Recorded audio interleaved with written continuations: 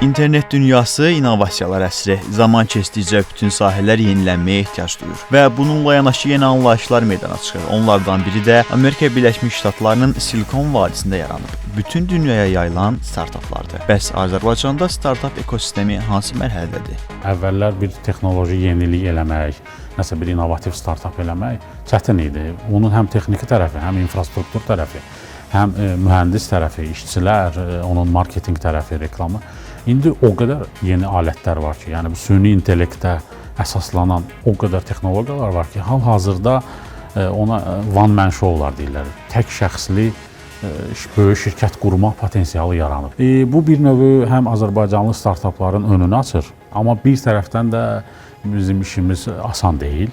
Çünki bunu digər xalqlarda da, digər ölkələrdə də görürük, əmələ gəlir. Startapların əsas iş prinsipi sadədir. Problemi gör və ona həll yol tap. Lakin ideyanın gerçəkləşməsi üçün dəstək mütləqdir.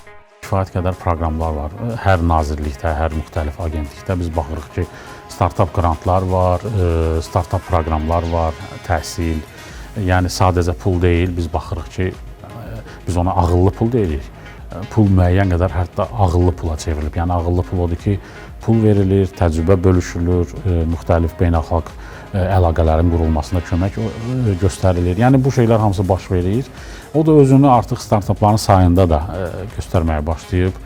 Startaplara dövlət dəstəyi ilə yanaşı həm də mələk investorlar dəstək verir. İlk investorlardan biri olan Elşad Abbasov deyir ki, innovativ ideyası olan gənclərə yardım məqsədi ilə öncə texniki universitetlərə üz tutub. Önəmli proyektlər olanda düşünürəm ki, iş adamlarının, investorların marağı bir neçə dəfə yüksəlir. Maraqlı bir fakt deyim ki, bizim Angel Investor olduğumuz startaplardan birisi 2015-ci ildə Neft Akademiyasında biz başladığımız illərdə bizim demo deylərdən birində olmuşdu. Həmin vaxt həmin gəncin 19 yaşı var idi. Amma ki, bugün o startap unicorndur. Bir neçə milyardlıq şirkətdir.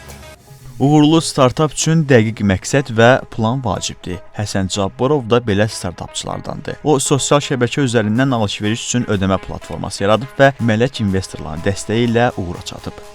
2022-ci ildə biz sürətlə böyüyürdük, əslində regiona da açılırdıq bölgəyə. 2022-ci ildə isə bölgənin ən böyük ödəmə platformlardan PayTabs bizi satın alma təklifi ilə gəldi və uzun müddətli görüşlərdən sonra biz də buna qərar verdik və 2022-ci ildə exit etdik. Əslində 4 ildə sıfırdan 10 milyonlar dollarlıq bir layihə yaratmış olduq. Əlbəttə ki, hər bir uğurun arxasında böyük zəhmət dayanır. Əzmkarlıq, məqsədyönlülük və doğru mühit bu yolda əsas faktorlardandır. InnoLand kimi innovasiya mərkəzləri isə bu ekosistemin inkişafına töhfə verir. TASCOL məktəblərin dediyimiz kimi universitet qəbul üçün bir yeni alternativ sistemdir. Universitetlər istedad axtarır. Biz də bu istedadı platformamızda aşağı siniflərdən yetişdirərək onlar haqqındakı bu həm yetişmə prosesini, bu illər ərzində oxuduqları bütün məlumatları burada izləyərək onları daha sonra məktəbi bitirdikcə universitetlərə təqdim edirik.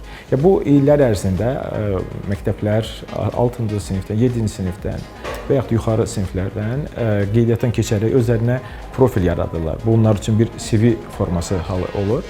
Səhv etməkdən qorxmayın. Bu cümlə startap yoluna çıxanların dilindən düşmür. Çünki hər uğurlu layihənin kökündə bir neçə uğursuzluq dayanır. Odur ki, ideyanıza güvənin və ilk addımı atın. Çünki ən böyük dəyişiklik məhz onunla başlayır.